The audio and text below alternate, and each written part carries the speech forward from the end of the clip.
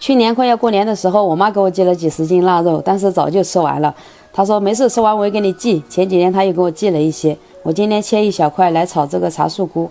我买的这个茶树菇是新鲜的，腊肉我也是提前把它煮熟了的。这个腊肉真的是超级无敌香，每次刚煮熟了出锅，我都会忍不住切一块吃，然后边切的时候我也会忍不住偷吃2块，全部切成片放到盘中备用。再来切点姜蒜、干辣椒。我觉得炒腊肉还是干辣椒炒比较香，然后再切点大蒜叶子。锅里倒油，先把茶树菇放下去，给它稍微的炒干一下水分。这种新鲜的茶树菇如果焯水再来炒，就感觉水水的，没那么好吃。可以适当的放点盐，增加个底味。茶树菇炒干之后，给它盛出来备用。再把腊肉放下去，简单的翻炒几下，像这个样子。